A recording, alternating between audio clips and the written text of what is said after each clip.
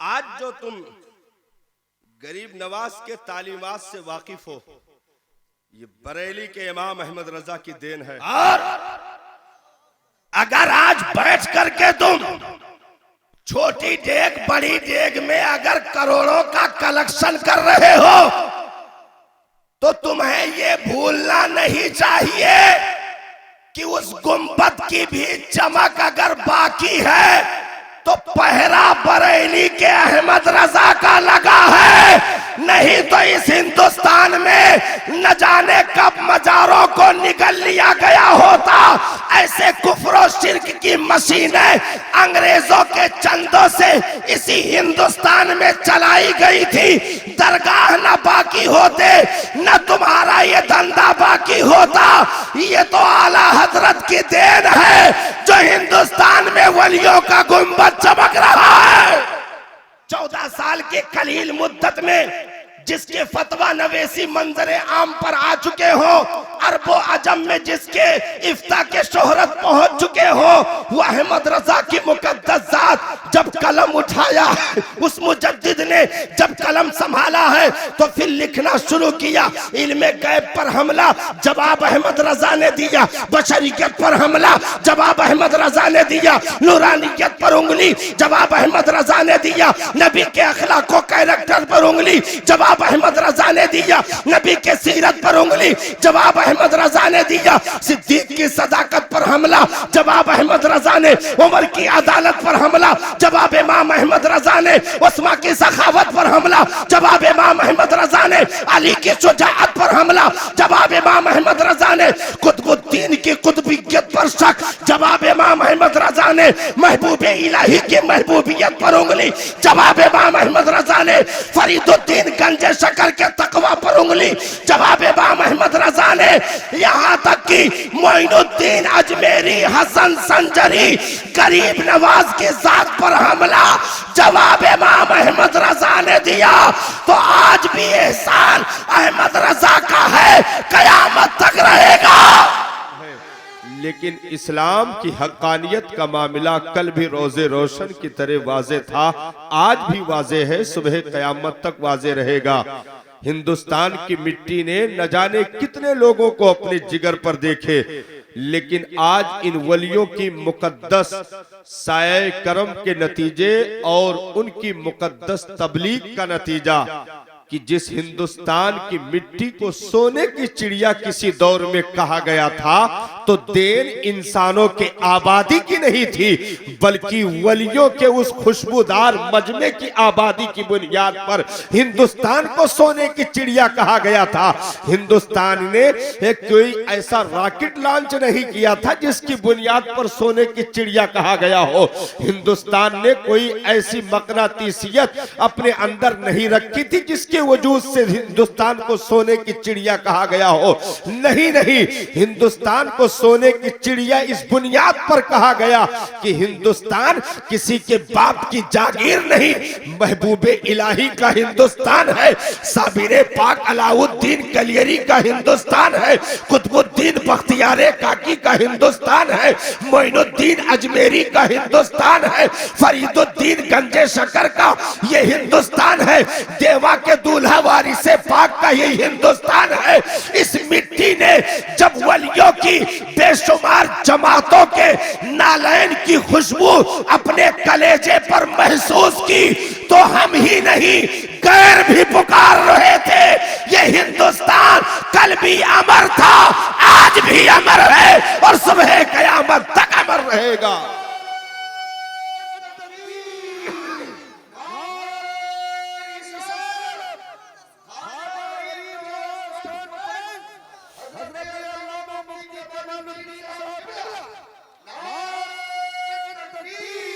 और गरीब नवाज को हिंदुस्तान की जमीन पर मेरे नबी ने भेजा। हिंदुस्तान की जमीन पर गरीब नवाज को मेरे नबी ने भेजा। तो अब जाहिर सी बात है, नबी रहमतुल लिल आलमीन, पूरी उम्मत के नबी, तो अगर वली भेजेंगे तो सिर्फ अजमेर के राफजियों के लिए नहीं, पूरी उम्मत के लिए भेजेंगे। अगर वली भेजेंगे तो पूरी उम्मत के लिए भेजेंगे। और गरीब नवाज ने सिर्फ अजमेर के मुजावरों को कलमा नहीं पढ़ाया, 90 लाख लोगों को कलमा पढ़ाया है। इसलिए हिंदुस्तान के बच्चे बच्चे का हक कल भी गरीब नवाज पे था, आज भी है और हमेशा रहेगा। कोई माई का लाल आंखें दिखा नहीं सकता। ये तो वक्त की बुज़दिली ने मजबूर करके रखा, या कह लीजिए हमारी कसरत से चिरागियों ने उनकी चर्बियों में ज्यादती कर दी। जुमले पर गौर कीजिएगा हजरत, हमारी कसरत से चिरागियों ने उनकी चर्बियों में इजाफा कर दिया, उनकी चर्बियों में इजाफा कर दिया। आज अगर बरेली की दुश्मनी का नारा लगा वहां से, तो इसकी वजह ये नहीं कि बरेली में कोई कुफ्र और शिर्क का मादल्ला काम हो रहा था, ना, बल्कि बरेली उर्से रज़वी में ये ऐलान हो चुका है कि अजमेर हो या कोई और दरगाह हो, कीमती 10,000 की चादर के बजाय चंद फूलों का नजराना पेश करके पैसा बचाकर गरीबों की परवरिश करो, गरीब बच्चियों की शादी करो। ये मुजावरों को तीर की तरह लगा कि हमारी नस्लें जिन हराम पैसों पे अब तक पल रही थी, बरेली ने तो नाक में नकेल डाल दिया है, इसलिए ये परवरिश बंद होगी। तो बरेली के बाइकाट का नारा लगने लगा, आला हजरत के खिलाफ नारा लगने लगा। ना, तुम्हारे नारों से आला हजरत की हैसियत में कोई फर्क नहीं आने वाला, क्योंकि अहमद रजा अजमेर के मुजावरों की अता नहीं, मुस्तफा की अता का नाम अहमद रजा।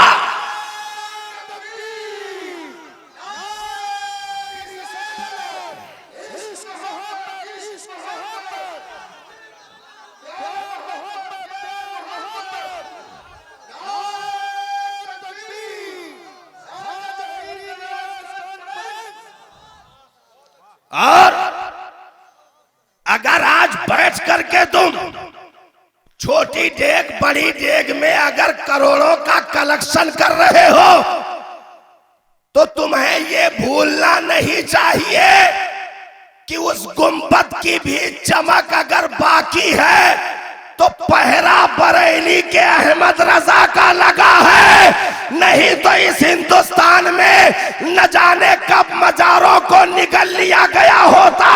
ऐसे कुफ्र और शिर्क की मशीनें अंग्रेजों के चंदों से इसी हिंदुस्तान में चलाई गई थी। दरगाह न बाकी होते, न तुम्हारा ये धंधा बाकी होता। ये तो आला हजरत की देन है जो हिंदुस्तान में वलियों का गुंबद चमक रहा है।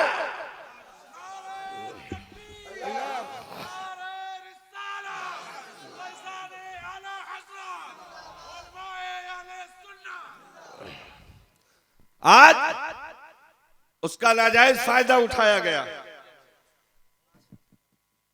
आपने मैसेज सुने होंगे कि क्या क्या कारनामे चल रहे, तो सारी चीजें ये सिर्फ अवाम के छूट का नतीजा है।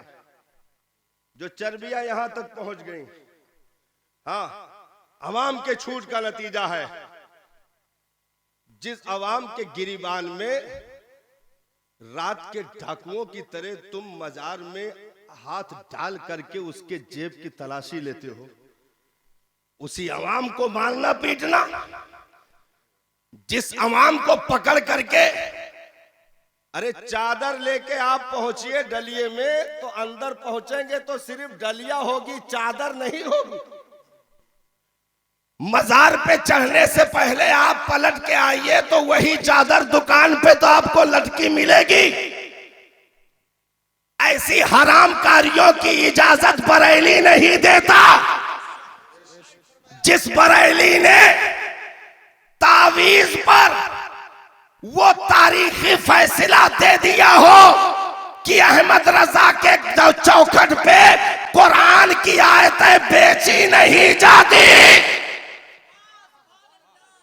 जिस बरेली ने ये तारीखी फैसला दे दिया हो कि तावीज पर जो तुम देना चाहते हो अहमद रजा के यहाँ कुरान की आयतें बेची नहीं जाती, वो आला हजरत जो पूरी जिंदगी उम्मत के लिए वक्फ कर दिए हो, आज तक कोई माई का लाल नहीं बता सकता कि अहमद रजा के दर पे चिरागी चढ़ाई गई हो।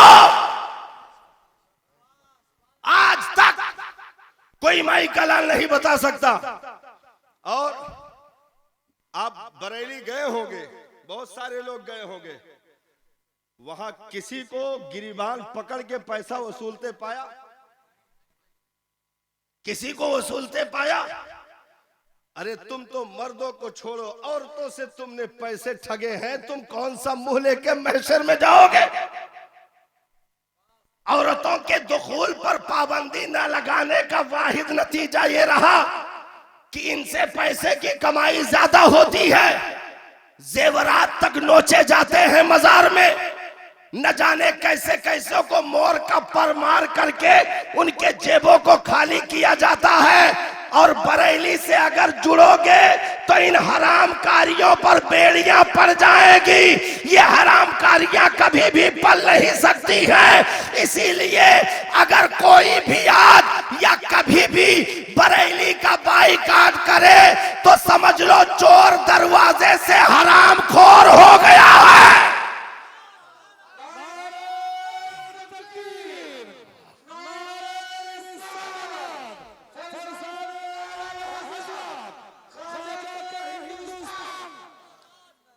क्यों?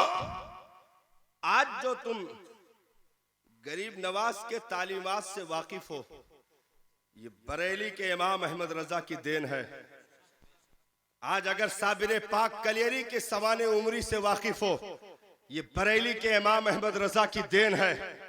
क्योंकि इस हिंदुस्तान की जमीन पर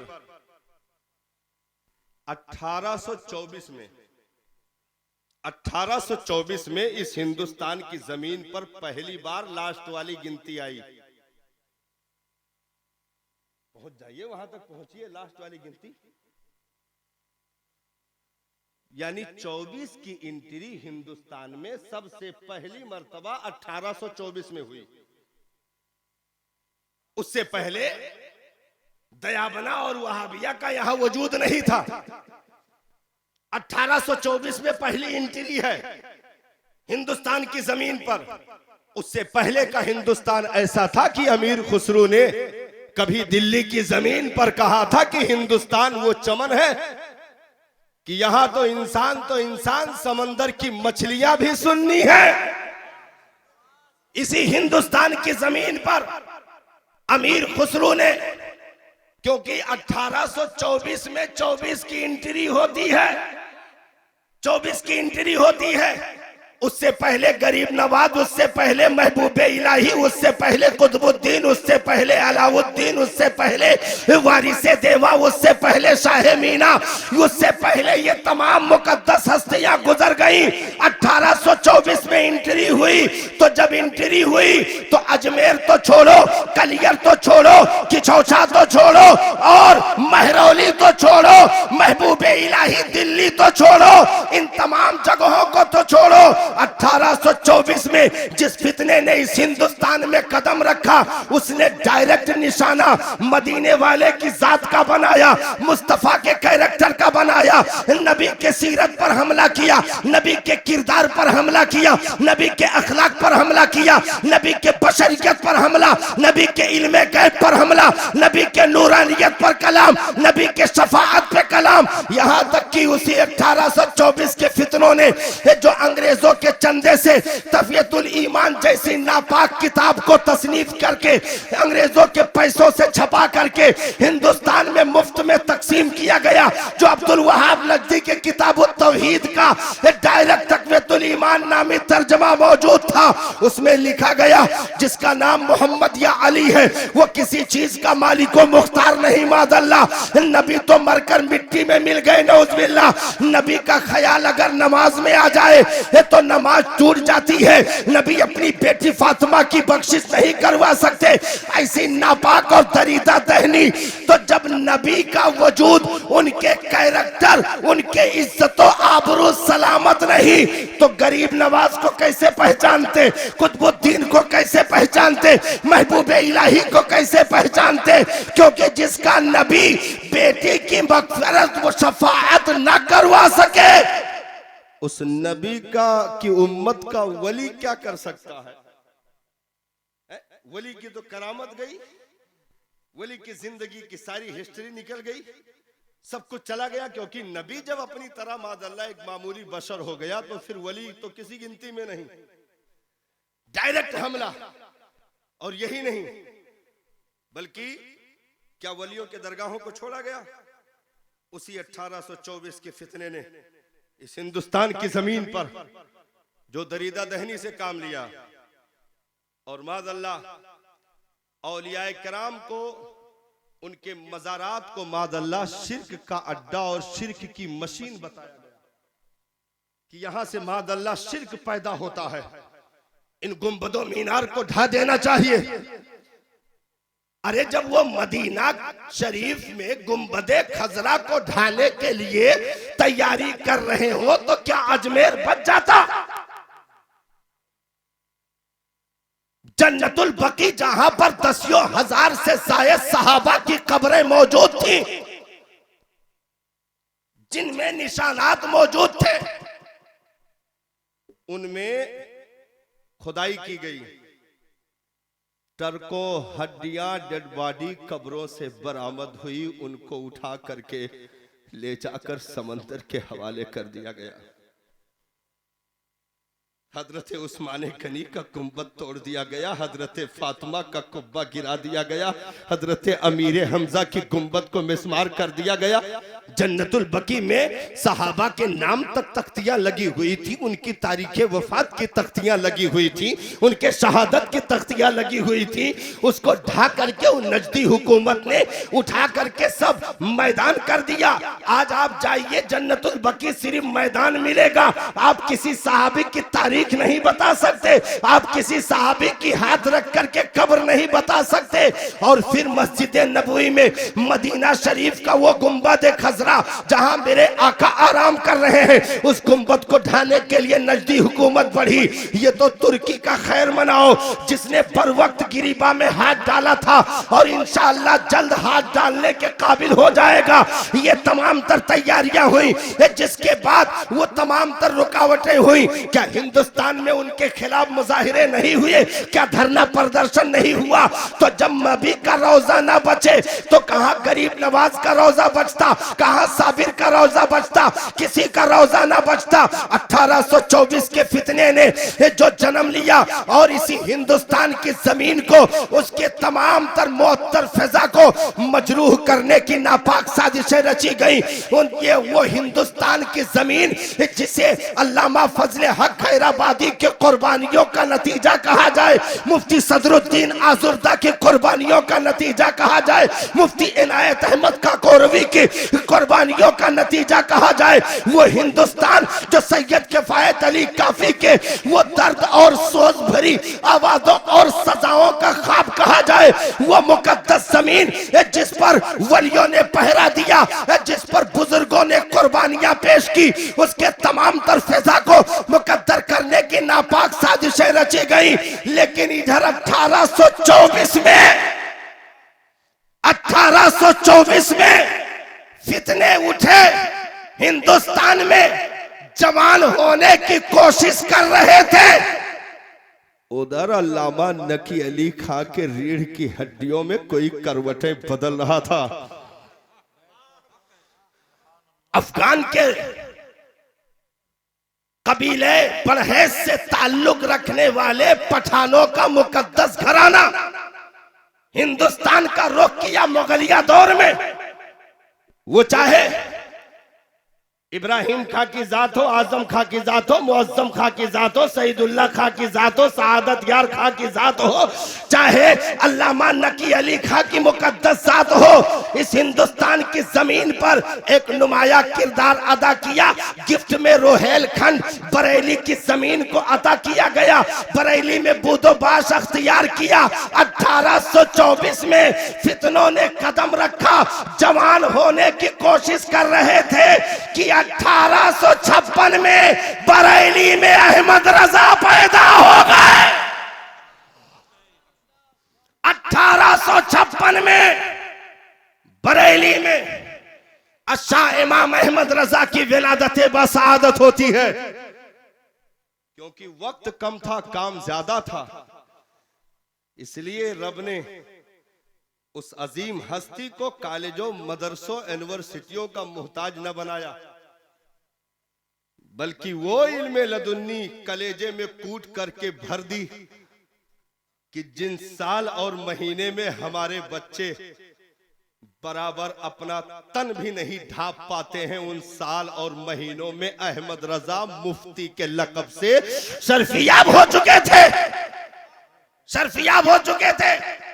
14 साल के कलील मुद्दत में जिसके फतवा नवेसी मंजरे आम पर आ चुके हो, अरबो अजम में जिसके इफ्ता के शोहरत पहुंच चुके हो, वो अहमद रजा की मुकद्दस जात जब कलम उठाया, उस मुजद्दिद ने जब कलम संभाला है तो फिर लिखना शुरू किया। इल्मे गैब पर हमला, जवाब अहमद रजा ने दिया। बशरियत पर हमला, जवाब अहमद रजा ने दिया। नूरानियत पर उंगली, जवाब अहमद रजा ने दिया। नबी के अखलाक व कैरेक्टर पर उंगली, जवाब अहमद रजा ने दिया। नबी के सीरत पर उंगली, जवाब अहमद रजा ने दिया। सिद्दीक की सदाकत पर हमला, जवाब अहमद रजा ने। उमर की अदालत पर हमला, जवाब इमाम अहमद रजा ने। उस्मा की सखावत पर हमला, जवाब इमाम अहमद रजा ने। अली की शुजाअत पर हमला, जवाब इमाम अहमद रजा ने। कुतुबुद्दीन की कुतुबियत पर शक, जवाब इमाम अहमद रजा ने। महबूब इलाही की महबूबियत पर उंगली, जवाब इमाम अहमद रजा ने। फरीदुद्दीन गंज शकर के तकवा पर उंगली, जवाब इमाम अहमद रजा ने। यहाँ तक कि मोइनुद्दीन अजमेरी, हसन संजरी, गरीब नवाज की जात पर हमला, जवाब इमाम अहमद रजा ने दिया। तो आज भी एहसान अहमद रजा का है, कयामत तक रहेगा।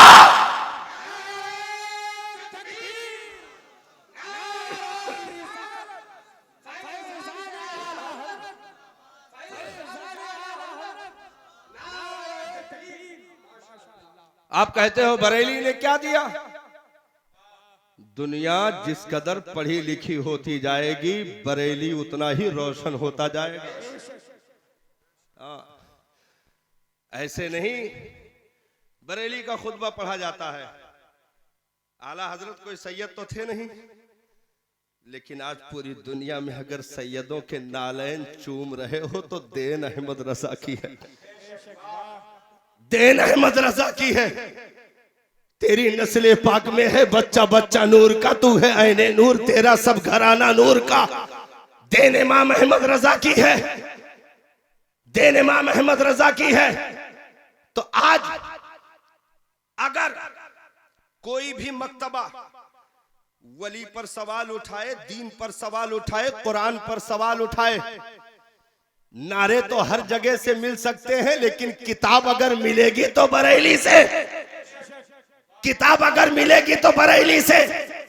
अगर फतावा रज़विया उठाओगे तो बरेली का एहसान, कंजुल ईमान उठाओगे बरेली का एहसान, अद-दौलतुल मक्किया उठाओगे बरेली का एहसान। इमाम अहमद रजा ने चंद सालों में उस बरेली के मिट्टी पर बैठ करके जो काम कर दिया, सदियां याद करती रहेगी। अहमद रजा को कभी कोई भूल नहीं सकता। भाई आला हजरत के शागिर्द अल्लामा मुस्तफा रजा खां, हुज्जतुल इस्लाम अल्लामा हामिद रजा खां, सदरुस शरिया अल्लामा अमजद अली अलैहिर्रहमत, आला हजरत के शागिर्द हजरत सैयद नईमुद्दीन मुरादाबादी, आला हजरत के शागिर्द इसी बिहार की मिट्टी की जान अल्लामा जफरुद्दीन बिहारी आला हजरत के शागिर्दों में, मुफ्ती आज़म हिंद आला हजरत के शागिर्द, आला हजरत के शागिर्द को बाद में नापना, शागिर्द को के शागिर्द की मैं बात बता दूं, आला हजरत के शागिर्द की बात, कि आला हजरत के शागिर्द के जो शागिर्द हुए उनके जिंदगी का जो फतवा नोट किया गया वो 85,000 के ऊपर पहुंच रहा है। आला हजरत के शागिर्द का फतवा तादाद में शुमार किया गया तो 85,000। जिसने आला हजरत के शागिर्द मुफ्ती आज़म हिंद से 11 महीने चंद दिन जानवे तलम्मुस तय करके इल्मे दीन की खुशबू पाई, उस आला हजरत के शागिर्द का ये इल्मी एजाज था कि 85,000 से जायद फतवा मौजूद बुखारी शरीफ की अजीम शरह का एक अजीम इल्म का जखीरा मौजूद, जिसे मुफ्ती शरीफुल हक अमजदी का नाम दिया जाता है। ये मुफ्ती आज़म हिंद के शागिर्द आला हजरत के शागिर्द का ये आलम है, तो मुफ्ती आज़म आलम के इल्म का आलम क्या होगा। और जब मुफ्ती आज़म का ये आलम है तो इमाम अहमद रजा के इल्म का आलम क्या होगा।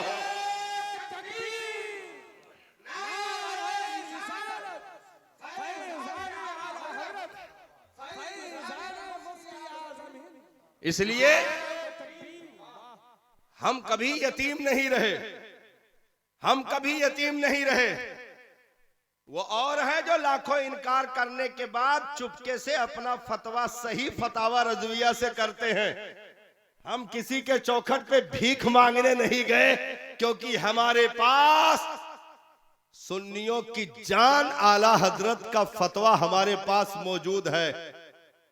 नदवा में भी अगर सरे फहरिस्त कोई फतवा लगाया गया, आवेजा किया गया, तो फतावा रज़विया की जगह थी। आज दुनिया के तकरीबन 150 बड़ी यूनिवर्सिटियों में आला हजरत पे पीएचडी हो रही है। आला हजरत पढ़े लिखों के दिमाग की बस की बात तो बहुत दूर की बात। बुजुर्गों ने फैसला कर दिया था कि आला हजरत को सही मानों में समझने के लिए खुद आला हजरत होना जरूरी है। जो जिन मुजावरों को पेशाब करके पाकी हासिल करने का तरीका ना मालूम हो, चरागियों पर कई नस्लें पलकर यहाँ पहुंची हो, उन मुजावरों को आला हजरत की कदर क्या होगी। और कदर हमें उनसे चाहिए भी नहीं, क्योंकि जो मुस्तफा का कदर उदा हो, जो मुस्तफा के निगाहों का कदर हो, जो मुस्तफा के निगाहों का एजाज हो, उसे दुनिया के एजाज की खैरात नहीं चाहिए। ये बरेली का एजाज कल भी मकबूल आम था, आज भी है और रहेगा। रहा मामला अजमेर की जमीन का, तो ये तो अहले सुन्नत की रहम दिली समझो कि उन्होंने गुंबदे अजमेर का अदब किया, जो तुम्हारे लिए एक्शन नहीं तैयार किया। ये तो दरे गरीब नवाज का अदब नहीं, तो अहले सुन्नत सिर्फ फूक दे तो मुजावरों से अजमेर साफ हो जाएगा। वहां के चंद 500,000 की तादाद इन करोड़ों के मुकाबले में कोई वकात नहीं रखती।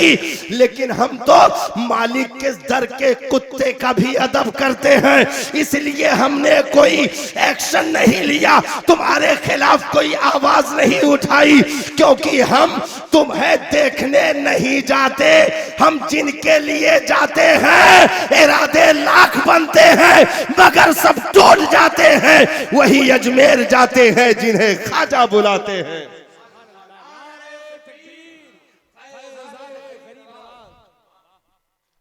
और गरीब नवाज अब सही मानों में तकरीर यहां से शुरू होने जा रही है। ये तो अलग से आज का मैसेज था, ये आज का मैसेज आ गया था जो सुबह से गर्दिश कर रहा था दिमाग में, और ये इंशाअल्लाह कई सौ स्टेजों से ये पैगाम जाना चाहिए, जरूरी है। हम नहीं बोलेंगे तो कौन बोलेगा साहब, नमक खाया है बरेली वाले का। इसीलिए तो कल भी झूमते थे, आज भी, और हमेशा हमारी नस्लें कहती रहेंगी, ऐ बरेली मेरा बाबे जन्नत है तो, यानी जलवा गहे आला हज़रत है तो, बिल यकीन मरकज़े अहले सुन्नत है तू, ये तेरी मरकज़ियत सलामत रहे, ये तेरी मरकज़ियत सलामत रहे, या खुदा चरखे इस्लाम पर ताबद, या खुदा चरखे इस्लाम पर ताबद, अख्तरे बुर्ज रिफ़अत सलामत रहे, अख्तरे बुर्ज रिफ़अत सलामत रहे। जब पड़ी माहे तैबा की नूरी किरण, जगमगाया बरेली का हुस्न चमन, झूम उठे देख कर सारे अकेले सुनन, या खुदा बाब जन्नत सलामत रहे, या खुदा बाब जन्नत सलामत रहे। दुरूद शरीफ पेश फरमा ले, अल्लाहुम्मा सल्ली अला सय्यदना शफीना हबीबना मौलाना मुहम्मदिल मादनी जूद वल करम वाली व असहाबी बारिक वसल्लम सलातो व सलाम दाम अलैका या रसूलुल्लाह सल्लल्लाहु तआला अलैहि वसल्लम। पूरी दुनिया को आज भी एतराफ है और हमेशा एतराफ रहेगा कि दस्तरखाने नबूवत से जिन्हें पाकीज़ा लुक़मे मैसर आ गए, उन मुकद्दस हस्तियों के तबलीगो इशाअत का जवाब नहीं था, और उनके दस्तरखानों से जिन मुकद्दस हस्तियों को इस दुनिया में आंखें खोलने का मौका मैसर आया, उन मुकद्दस हस्तियों की तबलीगो इशाअत का भी कोई जवाब नहीं था। इस हिंदुस्तान की जमीन पर सरकारे गरीब नवाज ने जो कदम रखा, आपने उलमा से वाकयात भी सुने हैं, सारी चीजें सुन रखी हैं, लेकिन तारीख का एक गोशा मैं आपके सामने रखूं। गरीब नवाज सरकार जो अताए रसूल फिल हिंद हैं, जो नबी के अजीम मोजिज़ों में से एक मोजिज़ा कहा जाए, नबी की तबलीगे दीन की एक अदना सी झलक कही जाए, जिसे दुनिया ने एतराफ कर लिया। क्योंकि एक चीज याद रखें, वली अपने नबी का आईना होता है, वली अपने नबी का आईना होता है, और नबी अपने खुदा का आईना होता है, नबी अपने खुदा का आईना होता है। यानी वली की जिंदगी में नबूवत की सारी चीजें देखी जाती हैं, कि जब वली की करामत देखी जाएगी, वली का अख्तियार देखा जाएगा, वली के तसर्रुफात देखे जाएंगे, तो लोग वली से तो करीब ही होंगे, उससे कहीं ज्यादा नबूवत से करीब होंगे। इसीलिए मामला यह हुआ, बगदाद में करामत देखी गौसे पाक की, तो कलमा मुस्तफा का पढ़ा गया। अजमेर में करामत देखी मोइनुद्दीन अजमेरी की, तो कलमा मदीने वाले का पढ़ा गया। क्यों? क्योंकि वली अपने नबी का आईना होता है। जिस कदर विलायत से करीब होते जाओगे, नबूवत उसी तरह तुम्हारे निगाहों में रोशन होती चली जाएगी, और इसी तरह नबी से जिस कदर कुर्बत होगी, उसी कदर तुम्हें वहदानियत की रोशनी मिलती चली जाएगी। इसीलिए मोजिजा देखा मुस्तफा का, तौहीद का इकरार खुदा का हो रहा था, कलमा पढ़ा जा रहा था, वहदानियत के इकरार मोजिज़ात देख करके कि जब बनने वाली मखलूक में ऐसी हस्तियां हैं, तो बनाने वाले खुदा का कौन जवाब लाए। और जब आने वाले कलमा पढ़ने वालों में मोइनुद्दीन अजमेरी जैसे बाख्तियार मौजूद हैं, तो जब अजमेर वाले के अख्तियार का ये आलम है, मुस्तफ़ा के अख्तियार का आलम क्या होगा, उनके किरदार और कैरेक्टर का आलम क्या होगा। कि जब इन मोइनुद्दीन के साथ चलने वाली 40 अफराद की टोलियां जिन बस्तियों से गुजर जाएं, खुशबुओं से बस्तियां मुअत्तर हो जाएं, जब इनके खुशबुओं का ये आलम है, तो उन जगमगाते तारे सहाबा के खुशबुओं का आलम क्या होगा। वो क्यों ना आखिर बस्तियों को मुअत्तर कर रहे होंगे। जिन बस्तियों से गुजरे, उन बस्तियों से कलमे की बसुरिया बजी और कलमे का नगमा सुनाया गया, कलमा पढ़ा गया। क्योंकि कभी जो है बैतुल मक़दिस का चाबी देने के लिए वहां के मुजावरों ने ये शर्त लगाई थी कि अपने खलीफा को सिर्फ सामने ले आओ, चाबी तुम्हारे कदमों में डाल दी जाएगी। तो खबर रफ्ता रफ्ता सैयदना फारूक आदम के दरबार तक पहुंचाई गई। आप चले, आपका गुलाम चला। सवारी एक थी, बारी बारी सवार हो रहे थे। जब बैतुल मक़दिस के जो है शहर दरवाजे के करीब पहुंचे, बारी उमर की खत्म हो चुकी थी बैठने की, गुलाम के बैठने की बारी थी। गुलाम ने हाथ जोड़ करके कहा, सरकार इज्जत का मामला है, शहर वाले सब इंतजार में हैं। वहां से जो है यहूदी, नसरानी, मजूसी सब देखना चाह रहे हैं मुसलमानों का खलीफा कैसा है, कदों काठी कैसी है, कलर कैसा है, रोबोदाब कैसे हैं, लिबास कैसा है, सवारी कैसी है। सरकार ऐसा करें, आप सवार हो जाएं, मैं अपनी बारी माफ करता हूं। हजरत फारूक आदम ने एक तारीखी जुमला इरशाद फरमाया, मेरे गुलाम असलम, इज्जत सवारियों पर बैठने से नहीं होती है। रब जिसे बुलंद करता है उसे बुलंदी मिलती है। असलम, सवारियों पर बैठने से कोई बुलंद नहीं होता। जिसकी बारी है वो अपनी बारी पर बैठेगा। असलम, तेरी बारी है तो तू बैठेगा, ये बारी तब्दील नहीं हो सकती है। इज्जत और जिल्लत का मालिक मेरा परवरदिगार है। जो दरवाजा खुला, एंट्री हुई, तो आगे आगे लगाम पकड़ के खलीफे दोम चल रहे थे। वो सवारी पर गुलाम काला कलूटा सवार था, जो वहां के मुजावरों ने, यजूसियों ने, मजूसियों ने, यहूदियों ने देखा तो सब मुस्कुराने लगे। कहा कि वाह भाई, क्या बात है, तुम्हारा खलीफा यही है जो सवारी पर चला आ रहा है, और उससे बेहतर तो उसका गुलाम है जो लगाम पकड़ के नीचे चल रहा है। क्योंकि आप हाशमीउन नस्ल से लंबे कदों काठी के मालिक थे, और चेहरे पर खून के तमाम तर सुर्खियां और जलाल मौजूद थे, लेकिन आप लगाम पकड़कर चल रहे थे।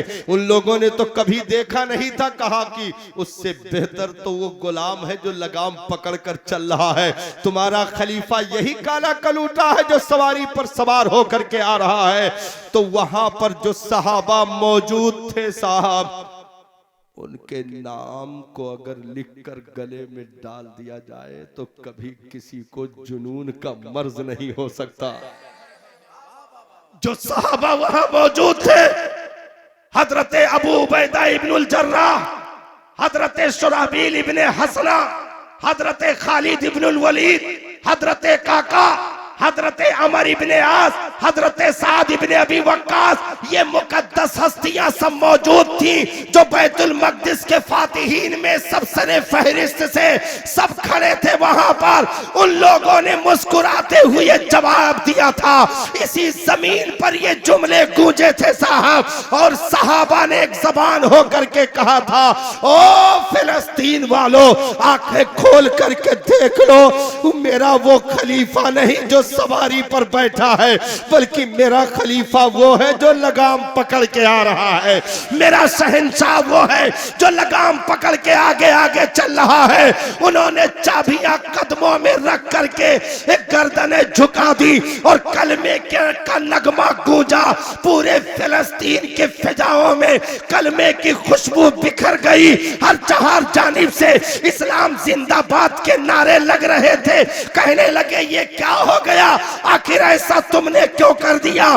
कहा हमने पुरानी किताबों में पढ़ा था कि बैतुल मकदिस को वही फतेह करेगा जिसके आने का अंदाज ये होगा कि गुलाम सवारी पर होगा, आका लगाम पकड़ कर चल रहा होगा।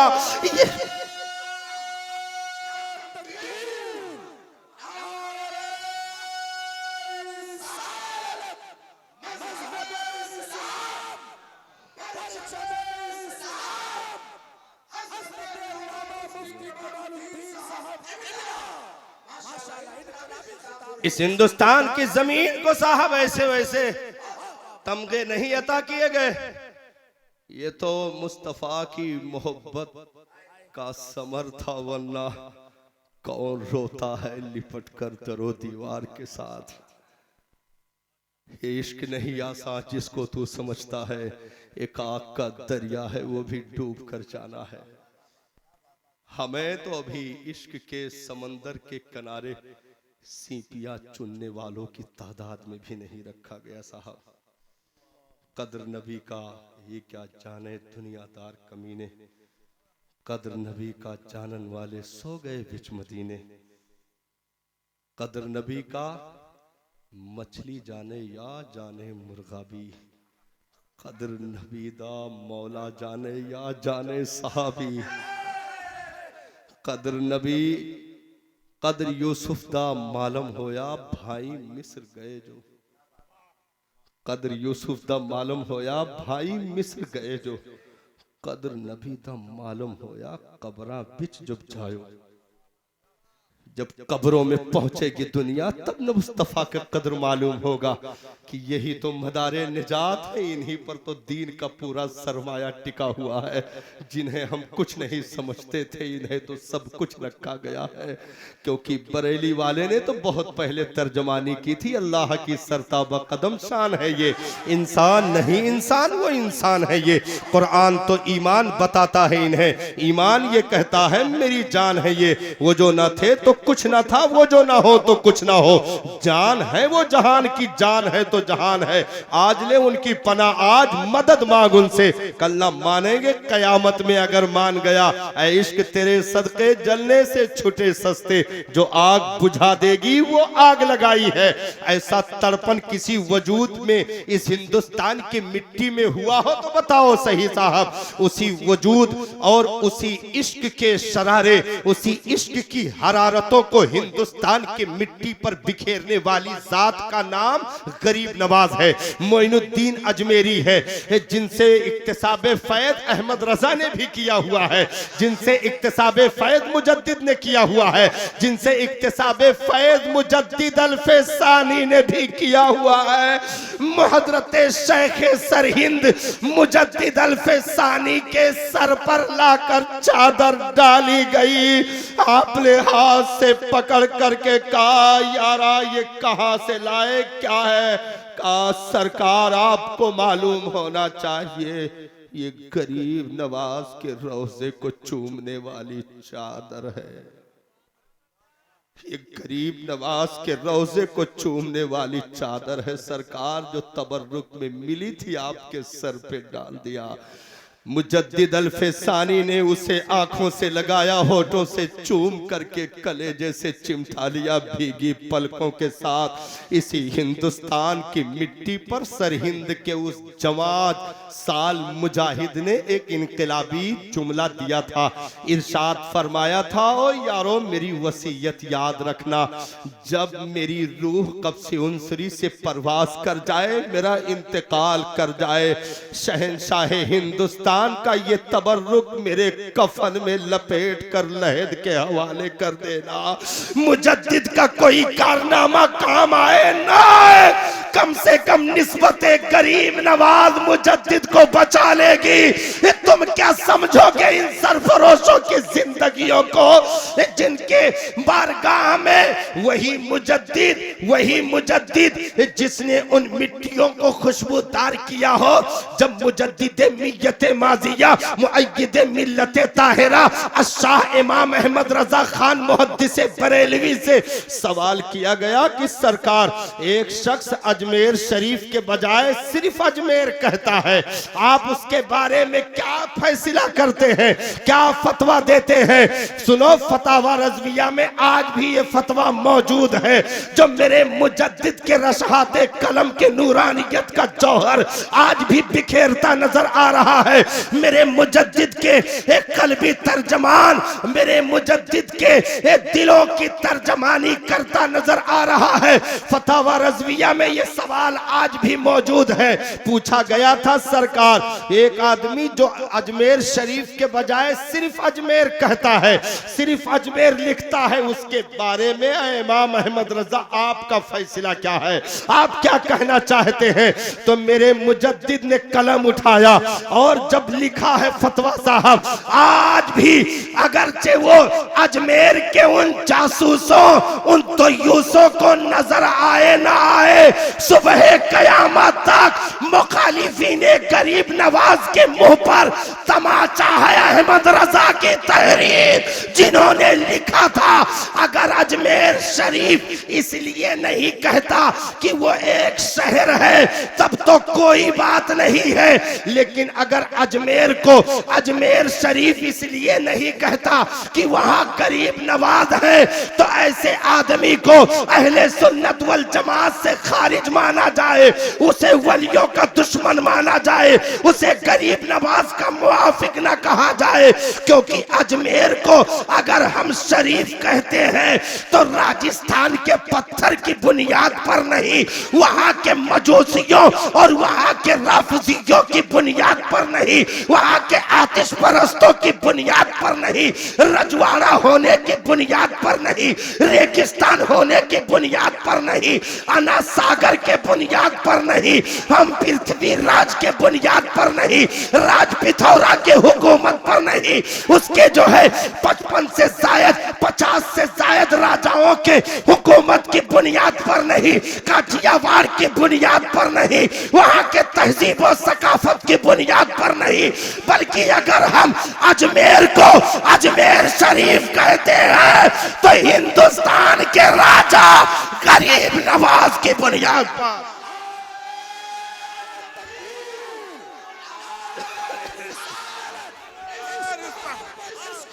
आला हजरत, आला हजरत, आला हजरत, आला हजरत, आला हजरत, आला हजरत, आला हजरत, आला हजरत, आला हजरत, आला हजरत, जिंदाबाद, जिंदाबाद, फैज़ाने आला हजरत, फैज़ाने आला हजरत, फैज़ाने आला हजरत, फैज़ाने आला हजरत, नारे तकबीर, नारे रिसालत।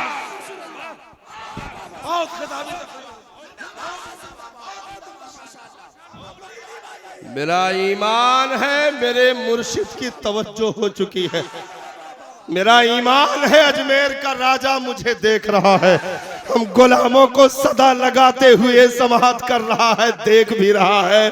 क्योंकि साहब हम जिनका जिक्र करें वो पास ना हो ये कभी हो नहीं सकता, हम जिन्हें याद करें उन्हें सुनाई ना पड़े ये कभी नहीं हो सकता।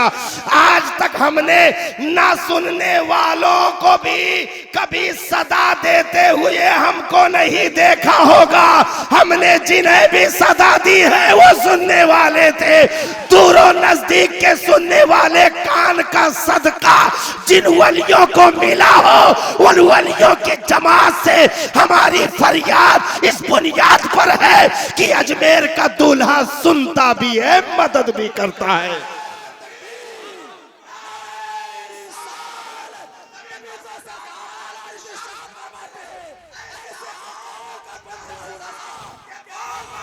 मेरी सरकारों को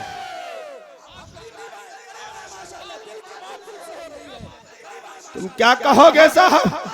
आज 50 साल का अरसा गुजरने के बाद सन 537 हिजरी से लेकर के 633 हिजरी तक जो गरीब नवाज की जिंदगी का निचोड़ बनता है, 633 हिजरी 6 रजबुल मुरज्जब में आपका विसाले बाकमाल अजमेर मोहल्ला की सरजमीन पर होता है। उस गरीब नवाज की हस्ती के बारे में इतने सालों से वहां के जारूब कशी करके चिरागी से पेट पालने वाले आज तक उनके बाप दादा भी गरीब नवाज के चौखट पे एक भी शेर कुंदा न करवा सके। अगर किसी ने शेर लिखाया तो आला हजरत के मझले भाई हसन रजा खां बरेलवी।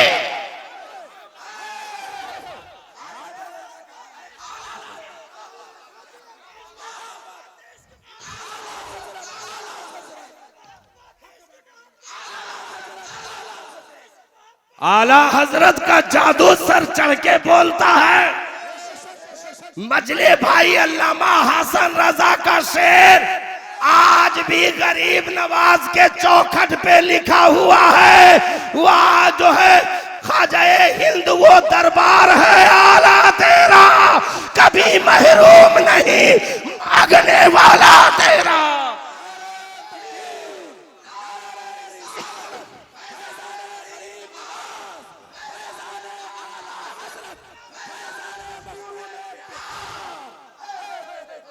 तुम कहां कहां और रहा बात सलाम और कलाम पर, सलाम कलाम पर ये पेपर में शाये करना, मीडिया के जरिए पहुंचाना, फेसबुक सोशल मीडिया के जरिए ये बचकानी हरकतें आम करना बंद कर दो।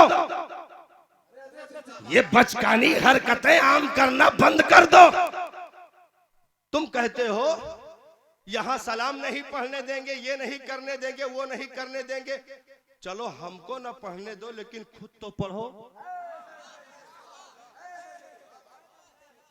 चलो मुस्तफा जाने रहमत नहीं या नबी ही तुम पढ़ो, लेकिन पूरी तारीख गवाह है आज तक शाहजहानी मस्जिद हो, आलमगीरी मस्जिद हो, अकबरी मस्जिद हो, 4-4 मस्जिदें गरीब नवाज के रोजे के चौतरफा हैं। आज तक 5 वक्ता नमाजों में कोई मुजावर देखा नहीं गया। एक भी मुजावर नमाज पढ़ता देखा नहीं गया। सलाम वो पढ़े जो पहले इबादत करे, सलाम वो पढ़े जो पहले इबादत करे। और सलाम के रोकने की बात करते हो। सलाम किसको कहते हैं तुम्हें मालूम है? जिसको रोकने की तुम बात करते हो वो अबस है, अबस है। सलाम किसको कहते हैं? सलाम किसको कहते हैं? बाईं तरफ धड़कते हुए गोश्त के लुथड़े में जब हरकत पैदा होती है तो सलाम होता है। उसे सलाम कहते हैं। राफजियो तुम्हारी हुकूमत बदन पे हो सकती है, दिल के लुथड़ों पर नहीं। और सलाम कल भी दिल से था, आज भी है और हमेशा रहेगा। अहमद रजा का नाम अगर सुन्नी नहीं लेगा तो मोइनुद्दीन अजमेरी खुद अपने गुलाम को बुलाएगा। क्यों? इसलिए कि तुमने ये तफरका डाल रखा है। बुजुर्गों में कोई तफरका नहीं है साहब, बुजुर्गों में कोई तफरका नहीं है। और सदाएं देखिए सुनी जाती हैं लेकिन कुछ तड़पा के। ये लोग बहुत जल्दी नहीं सुनते हैं और बहुत जल्दी इनको गुस्सा भी नहीं आता, नाराज भी नहीं होते। अरे उस मुजावर तो दूर की बात है, पृथ्वी राज को इतनी मोहलत दे दी जितनी मुजावरों को नहीं दी होगी।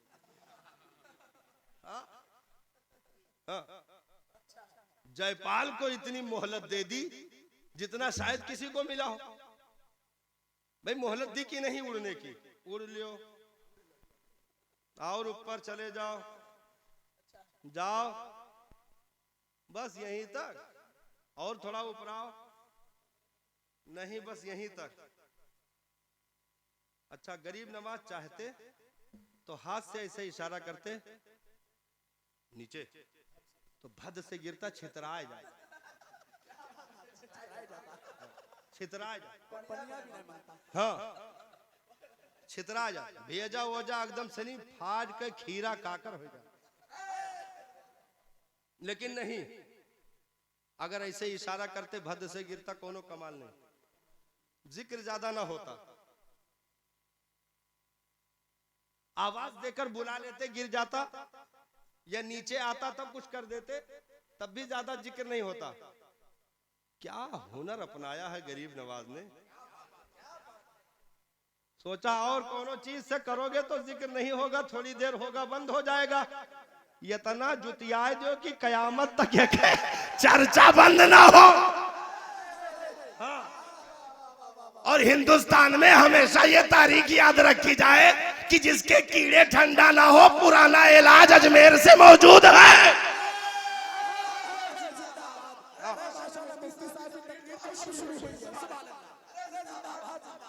जिसके कीड़े ना मरे उनके लिए पुराना इलाज मौजूद है। अच्छा, ये इलाज खाली गरीब नवाज ने नहीं, ये गरीब नवाज को नवा इलाज नहीं की नहीं, सुन्नते इलाहिया पे अमल किया। इशारा करें, उलमा समझ गए होंगे। सुन्नते इलाहिया पर, रब की सुन्नत पर अमल किया है गरीब नवाज ने। हाँ, सुन्नते इलाहिया पर अमल है। नमरूद को इतना जूता मारा है उसकी मखलूक ने कि तारीख कभी भुला नहीं सकती है। तो पुराना इलाज मौजूद था कि जिसके कीड़े ज्यादा उछले उसका इलाज बात नहीं, लातो नहीं, जूता होता है। तो वही तरीका अपनाया, वही तरीका अपनाया। और गरीब नवाज ने जब इतनी मोहलत उसे दे दी, कुफ्र के तोदे को 50 राजाओं की ताकतें लेकर के, अपनी नानी और दादी की भी जिसने ना सुनी हो उसकी गरीब नवाज सुन रहे थे, टाल रहे थे। बचकानी हरकत, ऐसे मतलब पानी बंद कर दो, मतलब ये बच्चों वाली हरकत है कि नहीं, पानी बंद कर दो, ऊँट हटा दो, पत्थर फेंक दो, जादू गलिया मुकाबला करके पिछाड़ दो, मतलब उल्टी हरकत। गरीब नवाज कर देते, जा रहे हट जाए। एक दिन बुलाया, बहुत जल्दी वलियों को गुस्सा आता नहीं, लेकिन जब आ जाता है तो किसी कयामत सुगरा से कम भी नहीं होता, कम भी नहीं होता। बुलाया एक दिन, कहो राज पिथौरा, तेरी इन बचकानी हरकतों से अब मुझे कुछ थोड़ी बहुत परेशानी होने लगी है। मैं तो तुझे टाल रहा था कि अब समझ आ जाए, अब समझ आ जाए, लेकिन तू समझने के लिए तैयार नहीं है। ऐसा कर, अपने होश की दवा कर ले, नहीं तो किसी दिन अगर कुछ जलाल आया तो फिर तेरी खैर नहीं है। लेकिन फिर बचकानी हरकत की तो एक दिन जलाल में आकर के इरशाद फरमाया, और राज पिथौरा, मैंने तुझे गौरी हुकूमत के हाथों गिरफ्तार करवा दिया, मैंने तुझे गौरी हुकूमत के हाथों गिरफ्तार करवा दिया। अब उसमें शहाबुद्दीन गौरी का भी नाम आता है और एक और नाम आता है, मोहम्मद फातिह गौरी करके या और कोई मुअज्जम गौरी करके नाम आता है। बहरहाल इस्लामी हुकूमत थी वो। दोपहर का खाना खा करके वो कैलूला कर रहे थे, सो रहे थे। गरीब नवाज ने यहाँ अजमेर में पृथ्वीराज से कहा कि तू रोज रोज ये बचकानी हरकतें छोड़ दे, नहीं तो इस्लामी हुकूमत के हाथों तुझे मैं जलील करवा दूंगा। वहां वो कैलूला कर रहे थे, उठकर बैठ गए, कहा लब्बैक या सैयदी, मैं आ रहा हूं। लब्बैक या सैयदी, मैं आ रहा हूं। जो लश्कर चली अना सागर के करीब मुकाबिला करते हुए जिल्लत के साथ राज पिथौरा को गिरफ्तार भी किया गया, कत्ल भी किया गया। तो ऐसे जलीलों का इलाज गरीब नवाज के यहाँ मौजूद है। तो बहुत देर तक तो गुस्सा नहीं आता, लेकिन जब आ जाता है तो बचने का रास्ता भी नहीं मिलता। एक भी राजगान काम नहीं आ सके, क्योंकि हुकूमत पकड़े तो छुड़ाने का ऑप्शन मौजूद होता है, करामत पकड़ ले तो वहां से मामला बैंड होता है। क्योंकि वली की पकड़ उसकी अपनी नहीं, खुदा की पकड़ होती है। और खुदा की पकड़ का जलवा कुरान में जाहिर किया गया, इन्ना बतशा रब्बिका लशदीद। खुदा की पकड़ ऐसी होती है तो कोई बच नहीं सकता। इसलिए मोहलतें दी जाएं तो इतराया न करो, बल्कि अपने आमाल की फिक्र करो। और मुर्शिद के जूतियों में पड़े हो तो कदर करो और खैर मनाओ। नहीं तो जिस दिन धुतकार दिया गया उस दिन पूरे हिंदुस्तान में 1 इंच भी जमीन रुकने के लिए नहीं मिलेगी, क्योंकि हर तरफ से तुमने लोगों की बगावतों का शिकार अपने आप को कर लिया है, हर तरफ से। इसलिए अजमेर के गुलाम हम कल भी थे, आज भी है और हमेशा रहेंगे, क्योंकि मेरा राजा, मेरा गरीब नवाज, मेरा अजमेर का दूल्हा कल भी मुरीदों की सुनता था, आज भी सुन रहा है और हमेशा सुनता रहेगा। और याद रखो, वलियों का पावर मध्यम नहीं पड़ता। वक्त जैसे गुजरता है दिन ब दिन वो पावर बढ़ता ही जाता है, हाँ, कमी नहीं होती है। अब एक हल्का सा मैं इशारा करूं, उलमा के लिए नहीं है, आपके लिए है। दिल्ली की जमीन पर सुल्तान शमशुद्दीन अल्तमश के हुकूमत के तहत जो मामला चल रहे थे, गरीब नवाज सरकार ने एक दिन इरशाद फरमाया, अपने बहुत ही करीबी, बहुत ही अजीज, जिगर का टुकड़ा कह लीजिए, खलीफे अरशद कह लीजिए, मुरीदे कामिल कह लीजिए, पीर का वाकई सच्चा दीवाना कह लीजिए, हजरत कुतुबुद्दीन बख्तियार काकी को तलब किया गया। गरीब नवाज ने इरशाद फरमाया, बेटा कुतुबुद्दीन, मैं ये चाहता हूं कि तुझे दिल्ली की जमीन दे दूं, तू जा और जाकर मखलूक खुदा को फायदा पहुंचा, दीन की तबलीग की जरूरत है। कुतुबुद्दीन बख्तियार काकी के दोनों आंखों में आंसू तैरने लगे, हाथ जोड़ करके भीगी पलकों के साथ मुर्शिद की बारगाह में अर्जी लगाई, सरकार अपने कदमों से जुदा ना करें मेरे आका, अपने कदमों से हमें जुदा ना करें मेरे सरकार। दिल्ली बहुत दूर है सरकार, मैं इस कदर जुदाई बर्दाश्त नहीं कर सकता मेरे मसीहा। गरीब नवाज ने इरशाद फरमाया, ओ मेरे प्यारे, दिल्ली दूर हो सकती है, दिल दूर नहीं होता। दिल्ली दूर हो सकती है, दिल दूर नहीं होता। दिलों का कनेक्शन एक है कुतुबुद्दीन। जा, नबी के दीन की जरूरत है, जाके तबलीग व इरशाद का काम अंजाम दे। आप चले आए। सुल्तान शमशुद्दीन अल्तमश चूंकि खुद गरीब नवाज का मुरीद था, सुल्तान शमशुद्दीन अल्तमश खुद गरीब नवाज का मुरीद था। हिंदुस्तान के छाती पर, कलेजे पर ऐसे शहंशाहों ने भी अपने कदम की धमक रखी है साहब, कि तख्तो ताज लाखों बदल गए, लेकिन उन शहंशाहों की खुशबू आज तक कम नहीं हुई। अरे ये तो मखलूक की तब्दीली का नतीजा है, जो कुर्सियों पर इगड़े बिगड़े का चुनाव होने लगा। ये तो मखलूक का अपना मामला, क्योंकि मखलूक जैसी होती है वैसे जो है शहंशाह भी भेजे जाते हैं मखलूक के अमल के एतबार से। जब मखलूक में सहाबा की चमक मौजूद हो तो खिलाफत के लिए यजीद नहीं, सिद्दीक अकबर का चुनाव होता है, सिद्दीक अकबर का चुनाव होता है। ये तो आज तब्दील हुआ ना, लेकिन इसी हिंदुस्तान में अपनी टोपियों पर कढ़ाई करके कफन के लिए अपना जायज पैसा इकट्ठा करने वाले सुल्तान औरंगजेब आलमगीर की दास्तान मौजूद है इसी हिंदुस्तान में।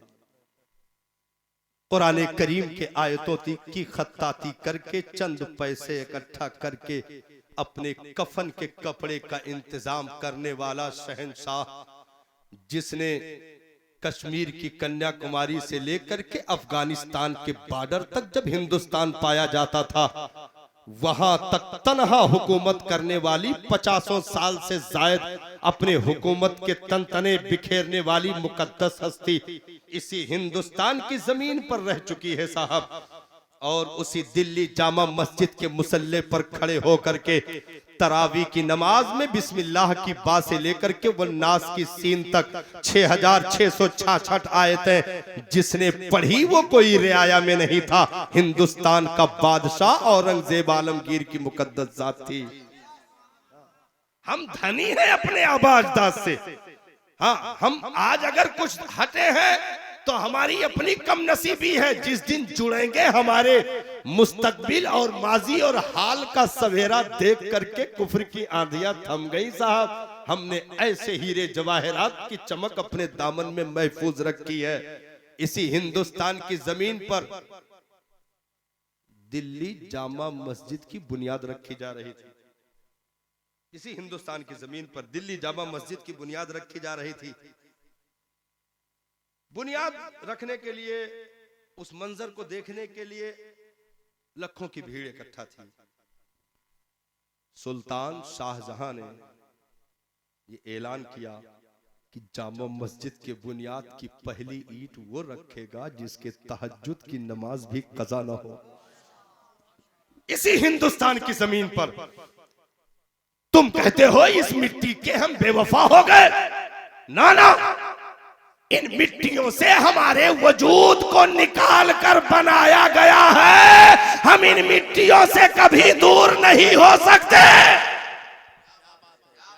इस मिट्टी के जर्रों में हमारे आबा अजदाद की खुशबुएं मौजूद है।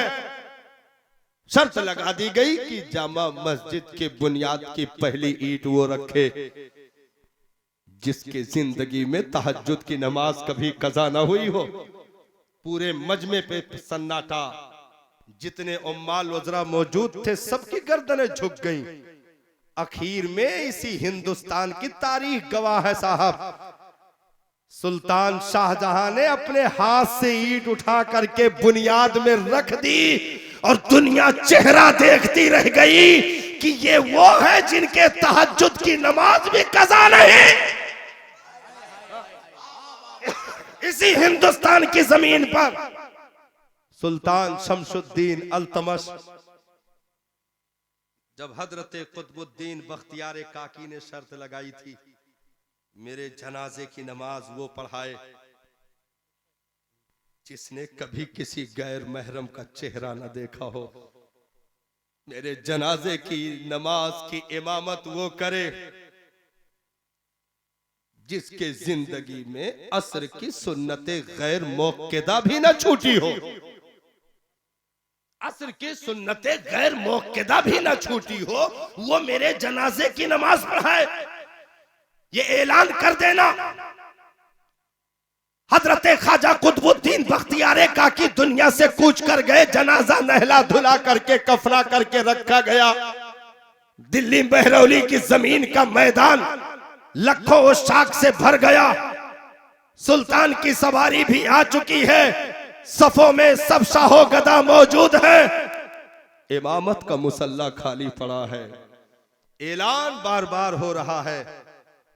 मालूम है उन आने वालों में तकरीबन 40,000 से जायद सिर्फ हाफिज मौजूद थे जनाजे में।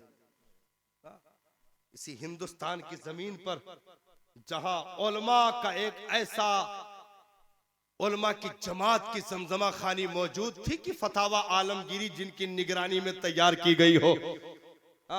इसी हिंदुस्तान की मिट्टी पर मुरादाबाद का वो सरखील जाबाज जिसने मुरादाबाद की जेल में मदीने के ताजदार का दीदार किया हो, सैयद किफायत अली काफी के खुशबुओं और उनके खड़ाओं की धमक इस हिंदुस्तान के मिट्टी को मैसर है साहब। पूरे मजमे पर सन्नाटा ऐलान हो रहा है। जिसके असर की सुन्नतें गैर मुक्कदा भी ना छूटी हो, जिसने जिंदगी में किसी गैर महरम का चेहरा भी ना देखा हो, वो मुसल्ले पर आगे आ जाए और पीर के जनाजे की नमाज पढ़ा दे। सबकी गर्दनें झुकी, कोई आगे बढ़ने के लिए तैयार नहीं।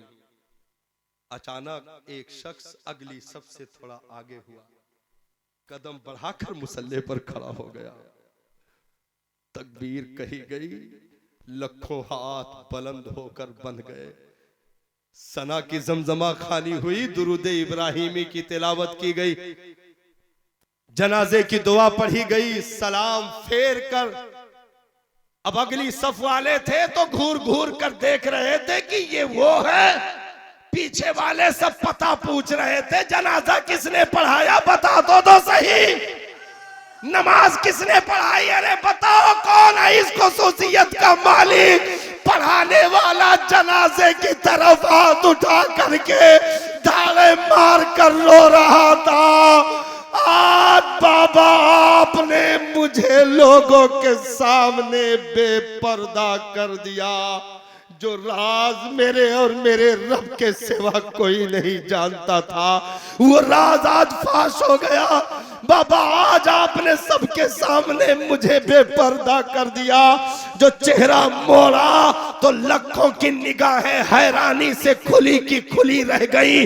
हिंदुस्तान का शहंशाह सुल्तान शमशुद्दीन अल्तमश की जात थी, जिसने हजरत कुतुबुद्दीन बख्तियार काकी के जनाजे की नमाज पढ़ाई थी। जब शहंशाह इस सिफत के होते हैं तो फिर रियाया में भी साहब तहज्जुद गुजार पैदा होते हैं। लेकिन अगर शहंशाह का इसी हिंदुस्तान पे अगर दिल में कुछ बिगाड़ पैदा हो जाए तो इसी हिंदुस्तान में गन्नों के रस भी खुश्क हो जाते हैं। इसी हिंदुस्तान में गन्नों के रस भी खुश्क हो जाते हैं। अगर शहंशाह का दिल सिर्फ बिगड़ जाए तो गन्नों के रस गायब हो जाते हैं। सिर्फ दिल बिगड़े पूरा वजूद बिगड़े तो कैसी कयामत आएगी। हाँ, कैसी कयामत आएगी। तो बात ये चल रही थी, हजरत कुतुबुद्दीन बख्तियार काकी सुल्तान ने अपनी सवारी पर दो मसनद लगवाए। एक पर खुद बैठता था, बगल में बाबा कुतुबुद्दीन बख्तियार काकी बैठते थे। वो पुरतपाक इस्तकबाल दिल्ली की जमीन पर किया गया। तख्त लगाया जाता, दो मसनदें लगाई जाती, एक मसनद पे खुद बैठता, एक पर हजरत कुतुबुद्दीन बख्तियार काकी बैठते। फरमान जारी होता, लाखों की भीड़ दरबार में मौजूद होती। सारी चीजें चल रही थीं। एक शोहरा था, एक गोगा था, एक चर्चा था आने वाले मेहमान का। लेकिन जहां मुहिब होते हैं वहीं पर कुछ मुनाफिक भी पैदा होते हैं। कुछ दुश्मनों ने सांसें लेना शुरू किए, आपस में छीमी हुई गोइयां की और कहा कि यार हम तो बरसों से लगे हुए हैं दरबार में, हमें वो महबूबियत ना मिल सकी। ये चंद दिन का आया हुआ फकीर जिसके कुर्ते में न जाने कितने पेवंद लगे हों, उसकी ये हैसियत बादशाह के मसनद पे बैठे, उसकी ये हैसियत कि उसके साथ सवारी पर चले, उसका नारा भी लगे, बादशाह उसके इजाजत के बगैर कोई फैसला न सुनाए। आखिर ये मकबूलियत किसी तरह ऐसा मामला हो कि ये उस बादशाह की नजर में खार हो जाए, इसको जलील किया जाए, इसको रुसवा किया जाए। एक फाहिशा औरत को इसी हिंदुस्तान की जमीन पर तैयार किया गया और दिल्ली में उसे कुछ रुपया खिला पिला करके तैयार करके शमशुद्दीन अल्तमश का दरबार लगा हुआ। मसनद पे कुतुबुद्दीन बख्तियार काकी बैठे हुए, एक तरफ सुल्तान शमशुद्दीन अल्तमश बैठा हुआ। उस फाहिशा औरत को बुलाकर लाया गया, आकर कटघरे में खड़ी हुई रोने लगी। कहा बादशाह फरियाद फरियाद, इंसाफ दिया जाए, इंसाफ दिया जाए। बादशाह ने कहा क्या हो गया तुझे, कब नहीं इंसाफ मिला? मेरे दरबार से इंसाफ की ही गूंज उठती है। आखिर कौन सा इंसाफ, किसने जुल्म किया, कौन से अत्याचार हुए, आखिर क्या हुआ मामला बता तो सही। उसने कहा आप सुनोगे तो आपके कदमों नीचे जमीन खिसक जाएगी। कहा हुआ क्या, बयान तो कर। मेरा अजीज बेटा ही क्यों ना हो, मेरा अपना चहीता क्यों ना हो, इंसाफ की तलवार उसके भी गर्दन तक पहुंचेगी, तो बता तो सही। अगर वाकई वो मुल्जिम करार पाया, मुजरिम हुआ, तो जरूर इंसाफ का ये तकाजा पूरा किया जाएगा। कहा कि ओ बादशाह, मेरे पेट में जो बच्चा पल रहा है माज़ल्ला आपके बगल बैठे बाबा कुतुबुद्दीन बख्तियार काकी का है। अल्लाह, इसने मेरे साथ ज़िना किया, इसी की नस्ल मेरे पेट में पल रही है, मुझे इंसाफ दे दे बादशाह। बादशाह की जिस्म से जैसे रूह निकल गई, सख्ते में आ गया और दरबार बर्खास्त कर दिए। कहा निकल जाओ, कल फैसला होगा। सब चले गए। बादशाह रो रहा, सोच रहा। हजरत कुतुबुद्दीन तो बेहोश हो गए। कुछ देर के बाद होश में लाया गया। दाढ़ी आंसुओं से तर थी, गर्दन झुकी हुई थी, कुछ बोल नहीं पा रहे थे। बादशाह सख्ते के आलम में।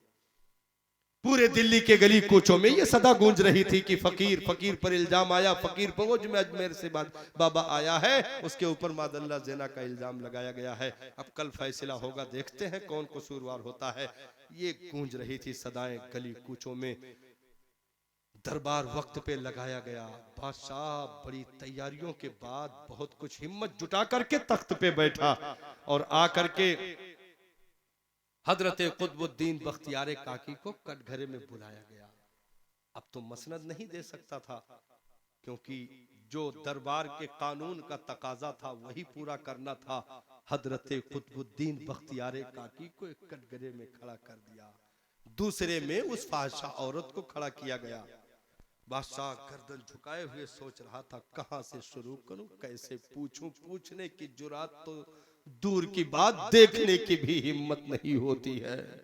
मैं किस नियत से देखूं, क्या करूं, ये क्या कैसा जिंदगी में मेरे मोड़ आया। आज तक किसी भी फैसले को सुनाने में मेरे कदम में कपकपी नहीं तारी हुई। अभी ये सोच ही रहा था, अचानक दरबार में नारे लगना शुरू हो गए। एक तरफ कटघरे में हजरत कुतुबुद्दीन, दूसरी तरफ फाहिशा औरत, तख्त पे सुल्तान शमशुद्दीन अल्तमश। अचानक दरबार में नारे लगना शुरू हो गए।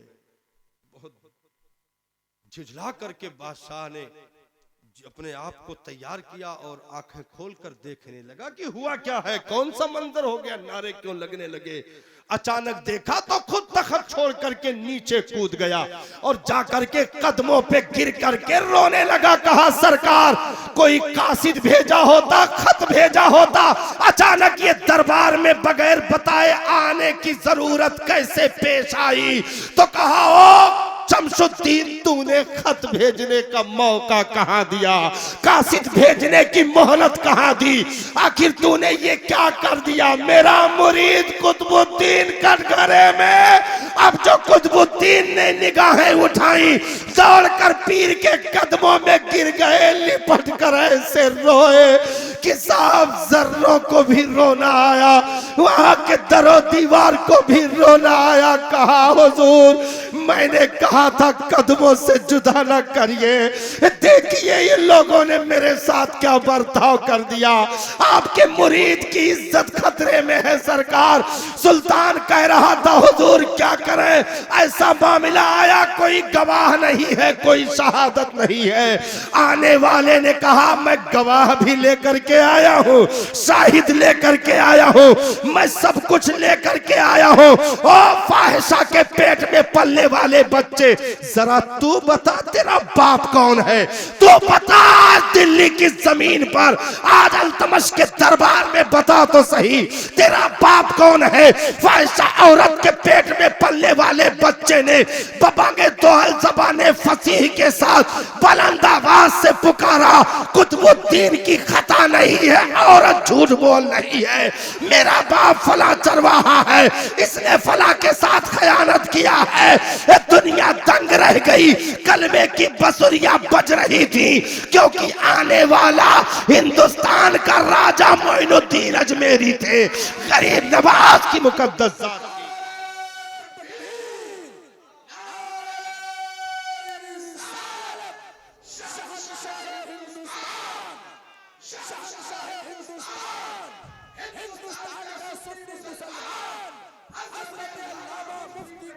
इसलिए कोई ये ना समझे कि हम ना सुनने वालों को रातों दिन पुकारते हैं।